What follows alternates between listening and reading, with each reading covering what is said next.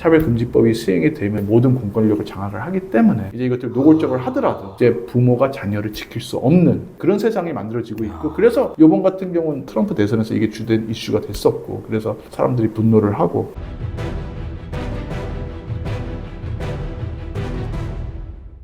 네, 반갑습니다. 반갑습니다. 네. 제가 최근에 이 차별금지법 관련해서 좀 관심이 생겨서 유튜브에서 스터디를 해야 될 것 같아서 찾아보다가 공부의 신, 거의 100만 가까이 되는 강성태 그분 채널에 변호사님께서 나오신 걸 제가 봤어요. 근데 차별금지법에 대해서는 국내에서 그 누구보다 많이 연구를 하시고 그렇게 하신 것 같던데 책도 쓰셨다고 제가 얘기 들었어요. 우리 아이 꼭 지켜줄게. 이거 제가 링크 달아드리겠습니다. 여기 보니까 거의 뭐 580페이지, 거의 600페이지에 달하는 책 내용인데 이거 거의 한 기간을 몇 년 정도 쓰신 거예요? 일단은 한 리서치를 1년 한 후에 변호사 생업을 중단하고 2년간 썼습니다. 여기 보니까 제가 명함을 받았는데 한국 변호사, 영국 변호사, 법학 박사까지 이렇게 하신 상황이면은 지금 사법시험 합격하시고 그다음 영국 변호사도 유학 가서 하시고 두 개나 있는데 그걸 접고 이걸 하신 거예요? 왜냐면은 굉장히 심각한 상황이고, 사실 제가 세월호 참사 났을 때 제가 이제 세월호 방지 법제도 주도적으로 하면서 제가 썼었던 보고서가 국회하고 대통령에게 직접 보고되기도 했거든요. 다만 이제 이게 중대재해처벌법이 제가 채택이 돼가지고 이렇게 하긴 했었지만은, 그래서 오랫동안 입법정책 활동도 했기 때문에 그 차별금지법이나 포괄적 성교육 이면에 어떤 메커니즘이 작동해서 이렇게 되는지 좀 전문성이 있고 오랫동안 하나하나 팩트를 검증하면서 자료를 준비했습니다. 내용이 해외 사례도 많고 뭐 하고 하기 때문에 사실 인터넷 찾아보면 이게 뭐 출처를 알 수 없는 이런 게 많은데 아무래도 법조인이시다 보니까 각주가 다 달려 있어요. 하나하나 1600 몇 개, 2000 이걸 하나하나 하는데 엄청난 시간이 들었을 것 같은데 그만큼 우리 앞에 앉아 계시는 김용준 변호사님께서는 저희 이제 사시 선배시자 이 분야에 있어서는 거의 국내에서 가장 전문가로 보셔도 될 것 같습니다. 그분에게 차별금지법을 직접 한번 들어보는 시간을 가져보도록 하겠습니다. 자, 그러면 이게 포괄적 차별금지법이라고 하는데 이게 도대체 내용이 뭐죠? 그러니까 보통 차별금지는 당연히 너무나 좋은 말이죠. 당연히 차별금지가 해야 되고, 근데 우리나라에서 이미 개별적 차별금지법이 수십 가지가 시행되고 있거든요. 당연히 사회적 약자를 차별금지해야 되고 장애인도 차별금지해야 되고 그런 것들이 이미 잘 시행되고 법 시스템적으로 잘 갖춰져 있습니다. 근데 이제 포괄적 차별금지법은 이제 그물망처럼 모든 차별을 하지 말자 얘기하면서 이것들을 다 끌어옵니다. 그리고 여기서 가장 핵심적인 기능을 하는 게 이제 성별의 개념을 바꿔버립니다. 그래서 우리가 평소 많은 사람들이 이제 상식적으로 생각하는 게 성별은 남자와 여자로 이렇게 둘로 구분되어 있다고 하는데, 이제 이거는 차별금지법에 의하면은 혐오 개념이 되고 차별이 됩니다. 반인권적인 개념이 됩니다. 남자한테 남자라고 하고 여자한테 여자라고 하는 성별이 남자와 여자밖에 없다고 하면은 왜냐면은 그거는 이제 몸에 따라서 남자와 여자를 구별하지 않습니까? 근데 이 생물학적 성별을 해체하면서 이제 사회적 성별로 이걸 바꾸거든요. 사회적 성별은 마음에 따라서 성별을 정하게 됩니다. 그래서 그렇게 되면 성별이 100가지가 넘게 되고 100개나 내가 몸이 지금 이대로 남자인데 내가 여자로 이렇게 선언을 하고 이렇게 되면 성별을 여자로 바꿀 수가 있습니다. 그리고 100개가 넘는다고 말씀하셨는데 제가 뭐 인터넷 좀 대충 찾아봤어요. 그러니까 뭐 시스젠더, 트랜스젠더, 논 바이너리, 젠더 퀴어, 뭐 젠더 플루이드, 이거는 시간과 상황에 따라서 성이 막 바뀌어요. 아침에는 남자였다가 저녁에 여자가 될 수도 있다는 건가요? 데미보이, 뭐 에이젠더, 이 찾은 것만 한 7, 8개밖에 없던데 100개나 된다면 뭐 어떤 게 또 있는 거야? 그러니까 이제는 성별은 이 남자와 여자가 이제는 생물학적 성별에 있으면 두 가지가 있잖아요. 근데 예컨대 이 남자와 여자 사이에 이 스펙트럼처럼 다 이렇게 될 수도 있고 60% 남자, 40% 여자 뭐 그럴 수도 있고 뭐 만들어내는 대로. 그래서 사실 공식적으로 미국 뉴욕 주에서는 뭐 성별을 뭐 한 30가지 정도 이렇게 하고 있고. 아니 그래서 저희가 인터넷 가입할 때 보면은 저희 한국 사이트 네이버 같은 경우에는 뭐 남성, 여성 두 개 딱 해서 있잖아요.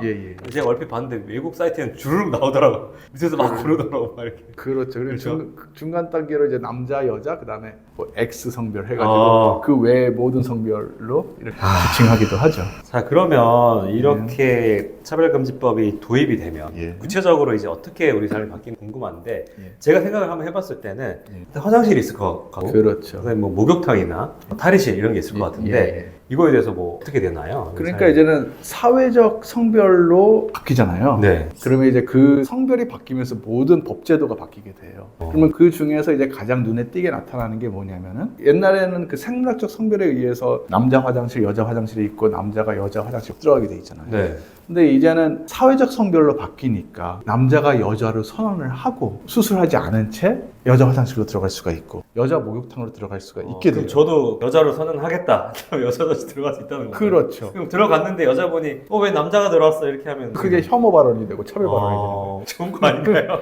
아니 뭐 남자 쪽에서는 뭐 좋아하는 사람들이 네. 있을 것 같은데 근데 이제 예컨대 성범죄를 전력이 있는 사람 악용할 수도 있고 전자발찌 차고 있는 그런 그렇죠. 사람이, 그렇게 악용할 수도 있고 그다음에 지금 2024년 11월 달 매일경제신문 기사를 찾아보면은 내가 여자라면 여자야 독일 셀프 성별 결정 아니면 셀프 성별 등록 그렇게 돼 있거든요. 네. 그러면 옛날에는 그 남자가 여자가 되기 위해서는 이제 수술을 요하는 단계를 거쳤다가 그렇죠. 이제 그게 이제는 인권 침해라고 해가지고 그 다음에는 뭐 법원의 결정이나 판단이나 아니면은 그 의사의 그런 감정 진단이 이제 필요를 했었어요. 근데 네. 그것도 이제는 인권 침해라고 해가지고 그냥 셀프 등록할 수 있도록. 그래서 자기가 난 남자인데 여자로 등록을 하면은 이제 등록이 되고 1년 있다 다시 복귀할 수도 있어요. 그러니까 이제 이런 식으로 되면은 굉장히 여성 인권이 침해될 수 있는 그런 여지가 많아질 것이고 화장실 같은 경우에는 그래서 뭐 외국 같은 경우는 차별금지법이 이제 깊이 있게 시행되는 곳에서는 예컨대 명문 대학교가 있으면 남자 화장실, 여자 화장실이 따로 없습니다. 성중립 화장실이라고 해가지고 남자, 여자 다 들어갈 수밖에 없고 예 그래서 한국 유학생들도 정말 막 화장실 가고 싶은데 거기밖에 사용할 게 없으니까 근데 문제는 사실 그렇게 되면 성범죄에 굉장히 취약하거든요. 그래서 영국 같은 경우는 성중립 탈의실도 있어요. 네. 성중립 탈의실이 한 좀 50%에 못 미치는데 근데 이제 전체 여성 탈의실이나 성중립 탈의실을 봐가지고 성범죄가 얼만큼 났나 이렇게 해봤더니 134개가 네. 났어요 1년 동안. 근데 120건이 성중립 탈의실에서 났습니다. 그러니까 굉장히 취약할 수밖에 없어요. 왜냐하면 마음에 따라서 성별이 막 들어갈 수가 있고 악용될 수가 있으니까. 이게 제가 참 이해 안 되는 부분이 뭐냐면 차별금지법 이런 거 주장하는 쪽이 보면 어찌 보면 약간 보수보다는 진보 쪽에 주장을 하잖아요. 그렇죠. 진보 쪽에서 또 중요하게 생각하는 가치가 여성의 인권이나 여성의 성범죄에서 보호 이런 부분 굉장히 중요하게 생각하는데 오히려 이 차별금지법은 그거에 역행하는 거네요. 그러면. 그렇죠. 여성 인권과 충돌이 되죠. 근데 여성 인권과 충돌이 되는데 이게 차별금지법의 또 다른 특징이 뭐냐면 이제 표현의 자유를 제한한다고 하잖아요. 그러면 이런 성소수자의 인권과 연계된 이런 문제점들이나 부작용들이 많은데 그런 것들을 얘기를 하면은 이게 혐오가 되고 차별이 된다고 합니다. 그래서 이런 것들을 사회에서 잘 논의하지 못하도록 하고 언론에서도 이것들을 얘기하는 게 제한돼 있어요. 그래서 인권보도 준칙이라고 해가지고 이런 차별금지법이나 배우사상의 젠더 이데올로기라고 하는데 그 젠더 이데올로기에 불리한 것들을 얘기를 하면은 언론에서 그렇게 하지 못하도록 이미 사실 우리나라에서도 2011년도부터 이게 통제가 이루어지고 있기 때문에 시민들이 이런 걸 잘 알지 못해요. 이게 맞닥뜨리면 이거 굉장히 심각하네 하지만 이미 그때는 다 공권력이 바뀌었기 때문에 이제 돌이키기가 쉽지가 않은 상황이 되죠. 그러면 이제 스포츠에서도 뭔가 문제될 수 있을 것 같은데. 그렇죠. 남자 여자 지금 다 나뉘어서 남자끼리 경쟁하고 여자끼리 경쟁하고 그렇죠. 이것도 허물어질 수 있다는 건가요? 그럼요. 왜냐하면 지금 남자끼리 나와서 남자 운동 경기, 여자 운동 경기는 그 기준이 육체에 따라서 그렇죠. 이렇게 기준이 염색체. 그게 생물학적 XY인지 성별이거든요. XX인지. 그렇죠. 네. 근데 이제 생물학적 성별은 혐오 개념이 돼요. 이제 기준은 사회적 성별로 되는 거거든요. 마음에 따라서. 그래서 최근에 그 파리올림픽에서 보면은 네. 여성 복싱 경기장에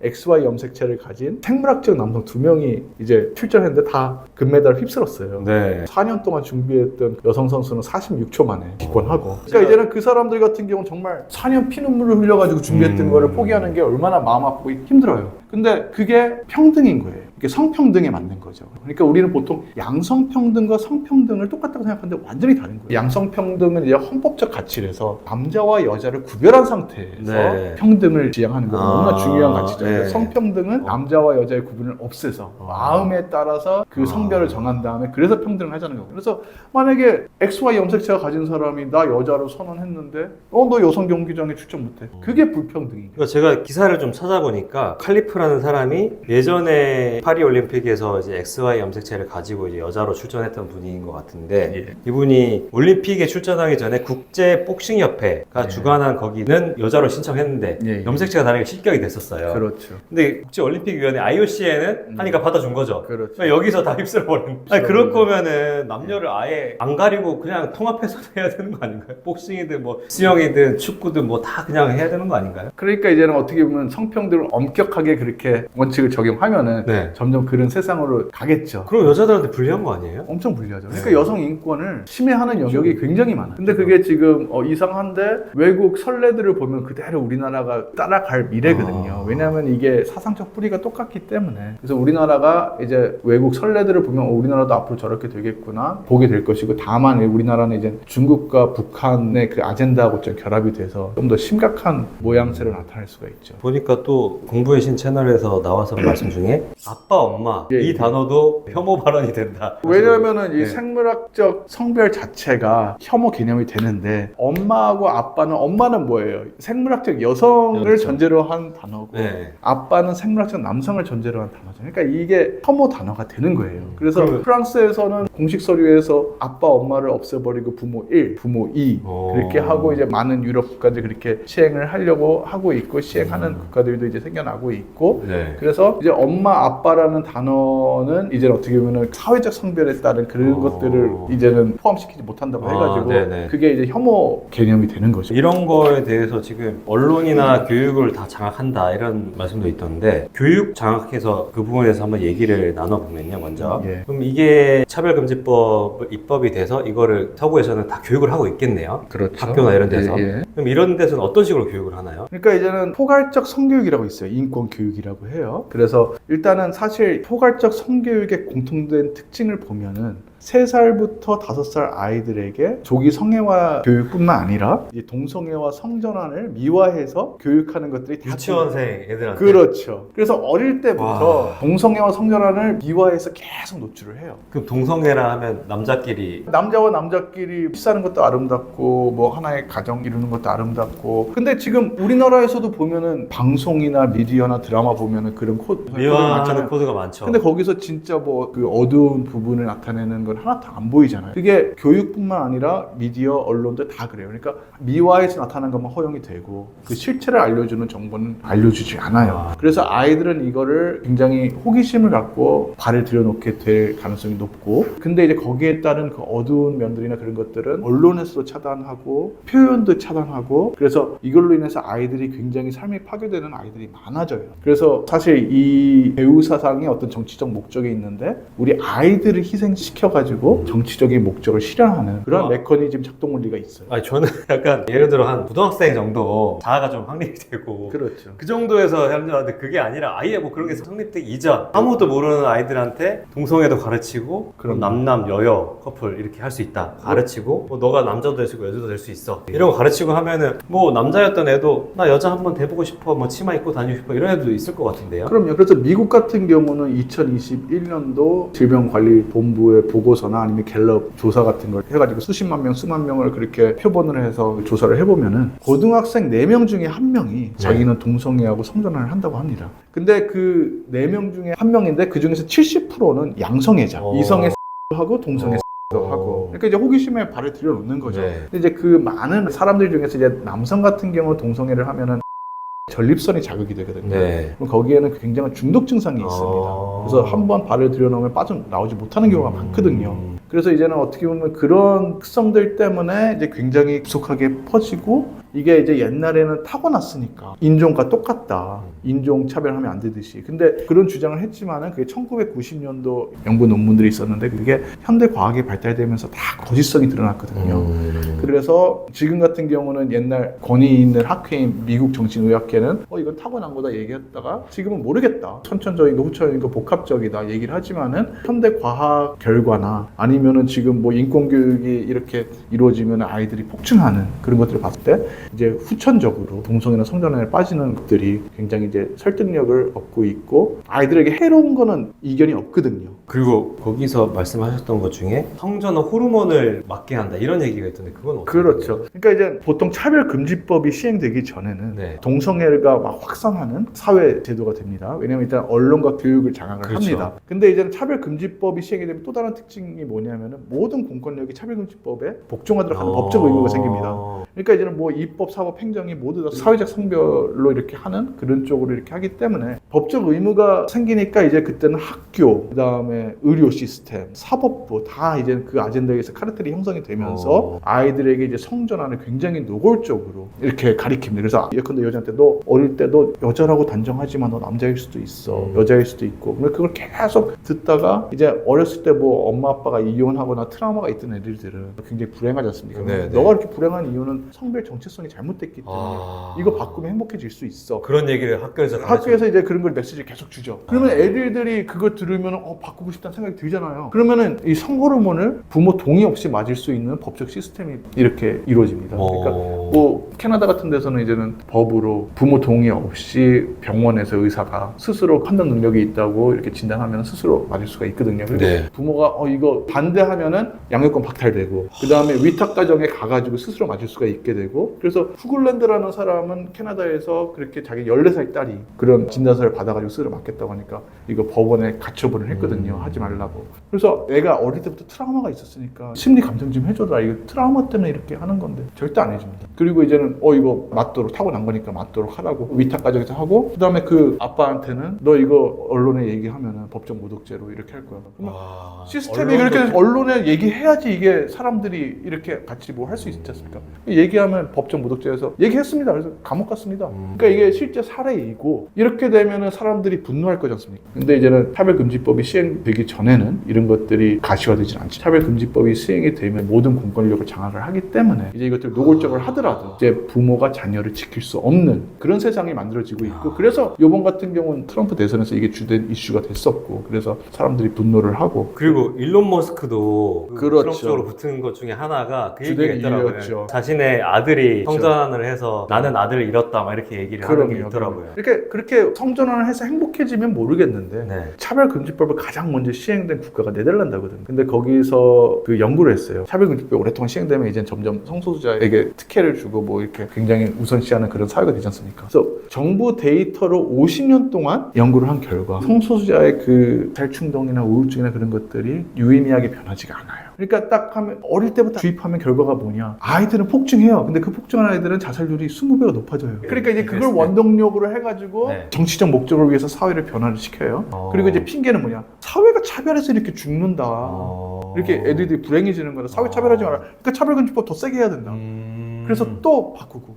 그러니까 아이들을 그런 악순환에서 희생시키고 이거에 대해서 가장 잘 얘기할 수 있는 사람이 누구예요? 대학교 교수, 연구하는 그렇죠. 교수나 네. 의사. 네. 가장 잘 알지 네, 않습니까? 전문가니까요. 이거에 대해서 얘기하면 어떤 수단이라도 파면시킵니다. 와. 그래서 이걸 사실 정말 힘들게 공부했잖아요. 사법고시. 만약에 이렇게 내가 이걸 얘기한다. 근데 사법고시 그 자격 박탈시키겠다. 저 얘기 못할 것 같아요. 못하죠. 근데 웬만한 의사나 교수들도 우리만큼 고생 많이 했잖아요. 그렇죠. 얘기하기 쉽지 않아. 그러니까 얘기하지 못하는 사회 분위기가 되고 그러면 막 얘기하면서 근거 없다, 증거 없다. 그래가지고 이제 저 같은 경우는 그래 근거 없다, 증거 없다 맨날 주장을 하니까 수만 개의 문헌을 봐가지고 그 중에서 5천 개의 것을 추려가지고 이렇게 만들었고 이제 또 일반인들이 봐야 되기 때문에 이제 실제 사례들을 굉장히 많이 넣어서 이제 몰입해서 어떻게 보면 실제 사례를 소설처럼 그 몰입해서 읽을 수 있도록 제가 생각했던 것보다 너무 심각해가지고 심각하죠? 지금 뭐 너무 충격을 받아서 지금 뭐 예. 제가 사실 뭐 공부의 신에서 이 내용을 봤음에도 다시 또 심각해가지고 그러면 이제 서구는 이런 상황이고 우리나라 교육도 혹시 장악을 당했나요? 그렇죠. 그러니까 우리나라도 지금 차별금지법이 시행되기 전임에도 굉장히 많이 잠식을 당했는데 하나의 예를 들면은 어떻게 보면은 그 대학교에서는 그러니까 학문의 자유, 교수의 자유가 굉장히 깊이 있게 보장돼 있게 되지 않습니까? 그렇죠. 그럼 우리나라에서 가장 보수적인 대학교는 총신대잖아요. 네. 그럼 총신대에서 이상원 교수라고 있습니다. 근데 이상원 교수가 강의 시간 때 아이들에게 왜 동성 성향이가 에이즈에 취약한지 항문 성교를 하면은 출혈이 되고 그래서 에이즈에 걸릴 확률이 굉장히 높거든요. 팩트잖아요. 팩트죠. 네. 그래서 의학 교과서에 있는 내용들 그럼요. 그대로 얘기하고 신문에 있는 내용 그대로 얘기했습니다. 근데 이제 성희롱 프레임을 거짓으로 써가지고 해고당했습니다. 그리고 그 사람들이 이제 막 들고 일어나니까 나중에 뉴스 기사를 리서치해 보니까 저기 교육부에 압력이 있었다. 그러니까 이제 사실상 대학교 교수가 이걸 얘기를 하는데 해고당하는 마당에 학교 선생은 그냥 파면당하고 그냥 인사상 불이익당하고 얘기를 못합니다. 그러니까 사실 지금 우리나라 보면은 교권 붕괴가 많이 됐잖아요. 이미 많이 무너졌죠. 젠더 이데올로기에 반하는 얘기를 못하게 해요. 네. 그런 걸 통해서요. 네. 근데 다음 단계는 부모의 권리가 아이들을 지킬 수 있는 부모의 권리가 이제는 침해됩니다. 똑같이 붕괴됩니다. 지금은 교권이 교권이 무너졌지만 차별금지법이 시행되면 다음 차례는 이제 양육권이나 부모의 권리가 무너지는 부모의 권리가 무너지는 거고 이제 그거는 모든 그 공권력이 장악된 다음에 이제 시행되는 제도들이 이렇게 되기 때문에 그러니까 제가 또 얘기하고 싶은 게 이것도 약간 정치적 얘기한데 이 교권에 대해서도 너무 이 진보 쪽에서는 아이들의 권리나 이런 거를 그렇죠. 강화시키다 보니까 사실 엄격하게 좀 교육을 할 때는 해야 되고 따끔하게 해야 되는데 완전히 이 무력화시켜 놨단 말이에요. 그렇죠. 그러니까 저 같은 경우는 사실 그 학생인권 조례가 2011년도부터 시행됐었는데 최근에 서울시 학생인권 조례가 폐지가 됐어요. 저도 거기 활동하면서 그걸 발의했던 김혜영 의원님과 회의도 하고 법률 자문도 드리고 힘들게 했었는데 이게 집행정지가 됐어요. 그리고 이제 교육감이 보궐선거가 되면서 또 진보 교육감이 됐는데 이제 포괄적 성교육을 시행하겠다 얘기를 해가지고 이제 국회에 이렇게 참석했는데 저도 이제 국회에 참석해가지고 국정감사 때 그걸 비판한 얘기들을 했었죠. 근데 이 포괄적 성교육이 아이들에게 학생인권 조례가 사실상 차별금지법의 역할을 해요. 그래서 아이들에게 인권을 내세워서 어릴 때부터 조기성애와 동성애 성전환을 계속 노출하고 이것들에 대해서 이제 실체를 알면은 선생님들이 이거를 아이들한테 얘기해주고 싶은데 얘기를 하면은 인권에 반한다 그래가지고 파면시키는 그런 제도 환경이 되거든요. 실질적으로 그렇게 이루어지고 있고요. 그러니까 이제는 심각하죠. 그래 아이들을 보호하기 위해서 학부모들이 이런 것들을 알아야 되고 이 사회에서 이것들을 얘기를 해야 되거든요. 근데 얘기하는 것 자체가 사실상 불법화되고 그러니까 이게 진짜 무서운 게 우리 변호사님께서 또 말씀하셨지만 이거에 대한 비판을 제기하는 시도 자체를 다 틀어 막아버리니까 언론의 자유든 뭐든 해서 그러니까 이거 자체가 저는 너무 문제가 심각하다고 보는 거죠. 그러니까 이게 사회체제를 해체하려면은 헌법적 가치가 사실 사회체제를 해체하지 못하도록 그걸 틀을 만들어 주는 거잖아요. 근데 이것들을 해체하려면 명분이 있어야 되는데 그게 뭐냐? 젠더 이데올로기 인권이거든요. 그러니까 성소수자를 내세워서 그 인권을 내세워서 이제 헌법적 가치를 무력화하면서 사회체제를 해체하고 사실상 결과적으로 보면 성소수자 아이들을 희생시키는 거거든요. 그러니까 아이들을 성소수자를 만들어서 그 불행한 아이들이 사회적 차별 때문이에요. 그러니까 아까 아이들을 성소수자로 만든다라고 표현을 하셨는데 그 부분에서 좀 얘기를 해보면 그러면 이렇게 차별금지법이 도입이 돼서 아이들한테 이런 부분을 계속 교육을 하고 이런 데서는 그런 동성애나 성소수자로 뭐 트랜스젠더나 이런 사람들이 더 늘어나죠. 모든 국가에서 차별금지법을 시행되는 국가에서는 예외 없이 그 폭증을 합니다. 그러면 이렇게 얘기할 것 같은데요. 그쪽에서는 이걸 도입하자 쪽에서는 아니 그게 원래는 늘어나지 않았던 게 사회에서 그런 어떤 편견을 가지고 있으니까 커밍아웃을 못한 거다. 그렇죠. 그게 처벌하지 못하도록 하니까 커밍아웃을 하면서 이렇게 늘어난 거다. 이렇게 얘기해요. 그렇게 얘기하죠. 그래서 항상 보면은 그 영국 같은 경우는 2010년도에 평등법이 시행이 됐어요. 포괄적 차별금지법. 거기서 8년 동안 보면은 성전환을 하겠다는 아이들이 사배가 증가했는데 그 중에서 4살에서 6살 아이들 수십 명이 돼요. 그럼 그 4살, 6살 아이들이 이거 포용력이 생겨가지고 내가 커밍아웃 한다. 그럴 것 같아요. 아니면은 그럴 수 있죠. 이거 4살짜리가 깨우쳐가지고 나는 사실 여자였는데 이 지금 꼬추를 들고 태어났을까 이런 얘기 할 수도 있는 거예요. 그렇죠. 근데 이제는 너무 심한데요. 교사가 이렇게 가리켜서 주입해서 그렇게 되는 거고 정신장애, 정신질환에 대한 바이블이 있어요. DSM이라고 해서 정신장애 진단 통계 편람이라고 있는데 성정체성에 혼란을 일으키는 아이들 있잖아요. 가만 놔두면은 남자는 98%, 여자는 88% 그냥 원래 성으로 그냥 복귀한다는 거예요. 외부적 개입이 없으니까. 근데 이제는 그 학교 교육이나 의료 시스템에서 노출시키고 그다음에 어릴 때 그 보면 8살에서 12살 아이들도 막 맞춰요. 성호르몬을요. 그러면 맞으면 불임이 되고 골고당증 걸리고 돌이킬 수가 없거든요. 그리고 맞으면 거의 99%다 성전환 그 성교체 호르몬까지 맞아요. 아니 그러면 그걸 예. 한번 맞기 시작하면 다시 원상복귀 뭐, 불가능한가요? 못해요. 그런 걸 아이들한테 알려주나요? 아이들이 판단 그러니까 알려줘도 사실 무슨 얘기인지 모를 것 같은데. 모르죠. 네. 그러니까 이제는 캐나다 같이 스스로 판단 능력이 있다 없다 의사가 판단하도록 하는데 의사는 사실 다 당하죠. 그런 시스템이 되는 거죠. 그리고 그거에 대해서 부모가 내 자녀 지키려고 하면 매장되는 거. 그리고 맞아 제가 여쭤보고 싶었던 게 저도 한 10년 전, 15년 전에 교육을 받기로 어떤 얘기를 들었는데 동성애나 뭐 이런 트랜스젠더나 이런 사람들을 우리가 차별하면 안 된다 라는 거에 대한 근거가 뭐냐면 그 사람들은 어쩔 수 없이 DNA에 동성애를 하도록 타고났다. 그래서 그 사람들도 어쩔 수가 없는 거다. 그렇죠. 뭐 그 사람들이 뭐 성적으로 타락해서 뭐 성을 밝히다가 막 예. 도착증으로 이렇게 흘러 간 게 아니라 그게 죄악이 아니라 그게 그렇죠. 어쩔 수 없는 사람들이기 때문에 그 사람들을 욕하면 안 되고 그럼요. 우리가 포용해줘야 된다. 예.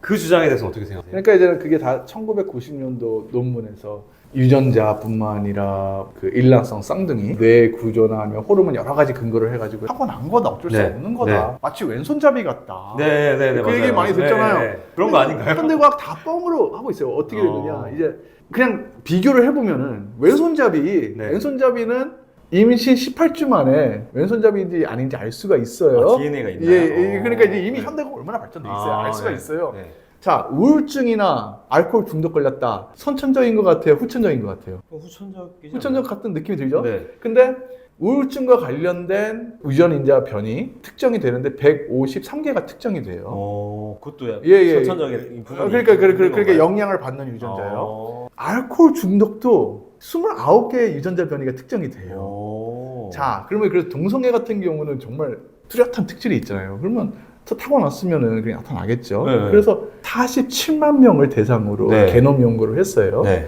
게놈 연구를 한 결과 이거와 관련된 유전자 그 변이 특징이 딱 5개가 특정이 됐어요. 5개는 뭐냐, 뭐 후각과 관련된 거, 대머리와 관련된 거, 우울증과 관련 이제 그런 일반적인 거 5개인데 그것은 예컨대 이 5개 유전자 변이를 가지고 있는 사람이 100명 있다. 그러면 그 중에 1명만 동성애가 되는 거예요. 그러니까 전문가들은 이거는 유전적으로 전혀 동성애와 그게 아닌 거다 얘기를 하고 있어요. 또 옛날에 1990년도에서는 그러면은 또 한번 과학적으로 연구해보자 그래서 보통 만약에 일란성 쌍둥이 그렇죠. 똑같은 유전자잖아요. DNA도 똑같고 태아에서 호르몬도 똑같고 그러면 한 명이 동성애자면 다른 사람도 동성애자일 거 아니에요.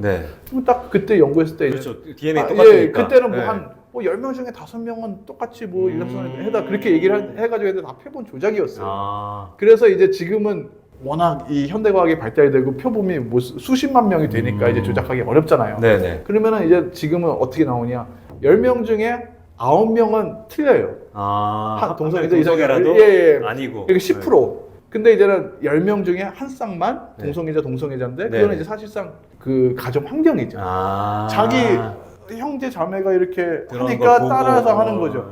그러니까 이제 유전적 특질이 없다는 게 현대 과학을 이렇게 다 나오거든요. 그러니까 미국 정신의학회도 우린 모르겠다. 그 원인은. 근데 뭐 선천적인 거, 후천적인 거 다 복합적인 것 같다. 그러니까 이제는 모른다는 입장이 공식적 입장이에요. 근데 확실한 거는 이거를 하면은 자살률이 승부에 높아지고 그 삶이 대다수 파괴되고 그렇게 되는 건데 아이들 3살부터 5살까지 이것들을 교육으로 언론으로 노출해서 빠져들게 하고 이거에 대해서 경각심을 갖게 하는 사람들은 다 아동학대 프레임을 써서 매장시키고 그런 사회가 되는 거죠. 그러면 아이들이 폭증을 하거든요. 그 폭증하는 게 사실상 사회체제를 해체하는 하나의 원동력이 되는 거죠. 그러니까 우리 아이들을 이용해서 정치적 목적을 추구하는 데 이용하는 거죠. 그럼 그 사람들이 그렇게 해서 얻는 이득이 뭡니까? 그러니까 이제 사상적 뿌리를 거슬러 올라가면은, 그러니까 이제 사실 차별적 금지법과 뭐 포괄적 성교육의 사상 뿌리를 올라가면 젠더 이데올로기가 나와요. 그럼 젠더 이데올로기의 사상적 뿌리를 거슬러 올라가면 문화 막시즘이라는 거예요. 그래서 시청자분들 많이 알겠지만 옛날 서구 자유주의 체제를 정복시키려고 했던 그것이 마르크스주의, 그렇죠. 공산주의. 네네. 그게 이제는 시도를 했는데 실패했잖아요. 그럼 실패해서 땡이냐? 아닙니다. 전환이 됐어요. 그래서 이게 정치적으로는 안 되니까 이제는 문화적으로 전복을 하자. 그래서 전략을 세우고 조용한 혁명이라고 해가지고 수십 년간 이렇게 장악해 가면서 그 사회 체제를 해체하는 그러한 것들을 이제 많은 이론가들이 정립하면서 그때 수십 년, 100년 전에 했던 전략들이 보면 지금 우리나라 그대로 나타나요. 모든 나라에서 그대로 나타나요. 지금 궁금한 게 그러면 예. 공산주의 막시즘이랑 다 있다고 하면은 예. 예를 들어서 중국이나 예. 러시아, 예. 북한 이런 예. 데는 차별금지법이 있나요? 거기서는 필요가 없죠. 왜냐하면은 자유주의 체제의 그 헌법적 가치를 네. 공산주의로 그냥 무시하면 되잖아요. 그러니까 그 헌법적 가치, 자유주의 가치가 공산주의 아래서는 무력화되잖아요. 그렇죠. 근데 서구 자유주의 시대나 우리나라 같은 경우에는 이 사회체제를 해체하기 위해서는 그것들을 해체를 막는 게 이 헌법적 가치 체제인데 그것을 무력화하려면 어떻게 무력화해야 돼? 이데올로기적 인권을 앞세워서 무력화시켜. 그래서 말도 못, 표현도 못하게 하고 언론도 박탈시키고. 그러면 예. 제가 듣기로 뭐 중국이나 이런 데서 소련이나 러시아나 이런 데서 뭐 동성애나 이런 걸 합법화하고 이거를 차별하는 거를 금지하고 이런 걸 저 들어본 적이 없거든요. 예. 그럼 거기서는 자기들은 공산주의지만 사실 자기들은 그런 거를 하지 않으면서 서구 국가를 망가뜨리기 위해서 이 이념을 퍼뜨린다. 뭐 이렇게 해서 생각할 수 있는. 솔직히 뭐 러시아 같은 데나 뭐 중국에서 그 장려하지는 않거든요. 그러니까요. 장려하지도 네. 않고 어떻게 보면 그거 하면은 뭐 대다수 국민들이 이제 그것들을 약간 꺼리끼는 이제 그런 문화기도 하고요. 네, 그러니까 거기서는 뭐 이렇게 예. 캐나다나 이런 데처럼 이런 동성애나 이런 걸 적극적으로 교육하고 이렇게 안 할 것 같은데요. 안 하죠. 오히려 공산주의 국가에서는 안 할 것 같아요. 왜냐하면은 그 공산주의 국가에서는 그것들을 이용해가지고 사회체제를 해체하거나 그러니까 자기 나라는 안 망치고 의미가 남의 없잖아요. 나라만 망가치려고 하는 그런 거 아닐까요? 그러니까 어떻게 보면 그 네. 뿌리가 그 자유주의 체제에 그걸 사회를 해체하려고 그러면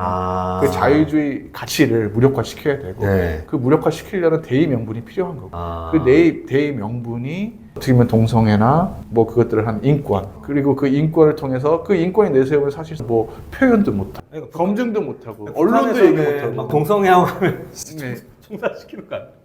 뭐 약간 뭐 오히려 사실 다 그렇잖아요. 공산주의 말하면서 인권이 제일 짓밟히는 게 공산주의. 그렇죠. 그런 거 봤어요. 예. 그런 생각을 좀 해보고 그리고 우리나라가 진짜 심각한 게 에이즈가 892%가 증가했다 이런. 이제 국회의 국정감사에서 이제 보건당국의 자료들을 이용한 거예요. 그러니까 한 몇 년 전 자료예요. 근데 이제는 이게 한 10년 단위로 이렇게 했었던 건데 전 세계적으로 에이즈가 한 35%에서 39% 감소 추세예요. 감소했어요? 예, 근데 우리나라만 892% 10년 동안 증가를 했어요. 근데 그 에이즈에 진단되는 비율들을 보면은 20대가 가장 많이 진단이 돼요. 근데 네. 그 20대에 진단되는 게 20대 걸린 게 아니에요. 10대 때 걸린 거예요. 왜냐하면은 HIV 바이러스라고 해가지고 그거에 걸리면 에이즈 바이러스인데 이제는 무증상 감염기가 7년에서 10년 걸려요. 네. 그래서 이제는 HIV 바이러스에 걸리면은 2주, 3주 동안 뭐 감기 걸린 것처럼 네, 한다. 네. 그 다음에 증상이 없어요. 그러면서 이제 면역 체계가 파괴되는 거죠. 서서히. 그리고 7년 정도 지나면 돌이킬 수 없을 정도로 네. 하는데 이제 그때 이제는 사람들이 진단을 하게 되죠. 그러니까 아이들이 뭐 피검사에서 매년 검사하지만 피검사로 이 에이즈가 안 나타나거든요. HIV 바이러스 특별히 하겠다고 해야지 이렇게 그렇죠. 검사를 할 수가 있거든요. 근데 이거에 대해서 뭐 외국 같은 경우는 에이즈와 동성 성행위의 그 연관성, 주요 감염 경로라는 걸 알려줘요. 네. 뭐 질병관리본부에서. 근데 우리나라는 그거 다 숨겨요. 학교에서 숨겨요. 그냥 동성애 되게 아름답다, 이쁘다. 근데 10대 때 에이즈에 걸린 아이들을 보면은 10명 중에 9명 이상 성행위로 걸리는 거거든요. 그럼 미국도 마찬가지고요. 네. 그러니까 우리나라에서 특별히 그걸 더 숨기는 게 더 강력하게 시행되고 있고 네. 아이들을 조사해 보면 70%는 동성애와 에이즈 관련성을 몰라요. 그리고 좀 한 몇 년 전에 보건복지부나 질병관리본부의 보고서인데 우리나라 같은 경우는 특히 그 치료 시기를 놓치는 경우가 많다고 하고 있어요. 우리 아이들 얘기거든요. 그러니까 우리 아이들에게 이걸 빠지게 하고 생명권을 잃게 하는 그게 어떻게 보면 아이들 생명권보다 그 사회체제를 해체하는 그 목적이 더 중요한 거죠. 그러면서 이제 핑계는 사회적 차별. 그렇게 얘기하면. 그래서 우리 아이 꼭 지켜줄게 라는 그 생각으로 이렇게 네. 2년간 변호사업 중단할 만 하잖아요. 네. 예? 저는 또 약간 궁금했던 게 예. 이렇게 남녀 성을 결정할 수 있게 하면 예. 우리나라는 또 국방의 의무가 있잖아. 그렇죠. 지금 아직 휴전 상태고. 예. 이거 남자가 나 여자다 하고 군대 안 가겠다 하면 이거 어떻게 되는 거야? 그럴 수 있는 가능성이 높아지죠. 네. 왜냐하면 이제 그 마음에 따라 가지고 성별을 바꿀 수가 있는. 캐나다 같은 경우도 실제 사례 책에서 보면은 보험료 여성이 더 싸거든요. 네. 그래서 그 보험료 하려고 그거 이렇게 성별 바꿔가지고 보험료 싸게 했어요. 그리고 나중에 언론에 나와서 나 보험료 하려고 싸게 했다. 다 속는다. 그렇게 막 언론에서 얘기해버리거든요. 그러니까 자기가 자백하지 않는 한 그 동기를 몰라요. 그럼 자기가 자백하지 않는 한 내가 군대에 가기 싫어가지고 성별을 바꾸는 건지 아니면은 뭐 진짜 성별 정체성 혼란이 있어서 바꾸는 건지 그건 모르는 거거든요. 기준이 없죠. 근데 저는 생각하기를 이건 제 개인적인 생각인데 예. 이게 보면은 뭐 차별금지법이 저는 서구랑 완전히 똑같이는 안 될 수도 있을 것 같다. 예. 약간 선별적으로 예.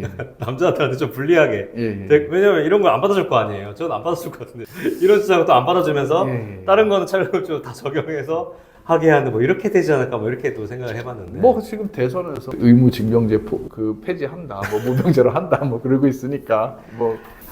참 너무 오늘 뭐 이런 전반적인 얘기들을 해봤는데 그러면 마지막으로 우리 변호사님께서 참 이 차별금지법 관련해서 요즘 뭐 대선 토론회를 하고 있잖아요. 뭐 어느 당에서는 이 대놓고 그냥 하겠다 이런 후보도 있던데 그런 거에 대해서 뭐 마지막으로 이 차별금지법이 어떤 문제가 있고 이걸 어떻게 해야 된다고 생각하세요? 사실 이 차별금지법을 막으려면은 국민들 사이에 일반 시민들 사이에 이거의 문제점을 알고 공감대가 형성이 돼야 돼요. 그래서 그 페루에서는 150만 명이 들고 일어나서 Don't mess with my kids. 우리 아이 건들지 마. 그런 구호로 모여가지고 이 포괄적 성교육을 퇴출시켰거든요. 근데 우리나라에서는 이 언론이 너무나 많이 장악이 당해가지고 요즘 그리고 뭐 카톡 검열하겠다. 그렇죠. 그래서 이게 공감대가 형성되는 게 정말 힘들어요. 그리고 나중에 차별금지법이 시행되면 이제 개인 대 전체 공권력의 싸움이에요. 연대가 안 돼요. 그래서 사실 이번 대선 같은 경우에는 어떻게 보면 국민들의 자기의 의사를 표현하는 거니까 연대해서 정말 우리 아이들을 지키는 그러한 것들을 생각하면서 보호하는 걸 생각하면서 또 어떻게 보면 자기 의사를 표출하는 가장 직접적인 방식이니까 그런 것들을 생각하면서 소중한 투표권을 행사하면 좋겠고 하여튼 우리나라가 좌우를 떠나서 우리 아이들 지키는 거는 너무나 중요한 거잖아요. 어디가 되든 정말 우리 아이들 희생시키지 않았으면 좋겠어요. 그러니까 저는 이 다른 건 잘 몰라도 차별금지법 이것만 보더라도 이거를 하겠다는 그쪽은 너무 위험하지 않나 이런 생각을 좀 해봤습니다. 우리 변호사님께서 많이 바쁘신 와중에 사실은 생업도 있으신데 그런 것들 모두 다 희생하면서 이런 역할을 하고 계세요. 이런 뭐 유튜브 채널도 있으시던데 가서 이제 구독도 많이 해주시고 이 책도 많이 사서 보시고 이 얘기를 널리 좀 퍼뜨려 주셨으면 좋을 것 같습니다. 오늘 너무 고생하셨고 감사합니다. 감사합니다.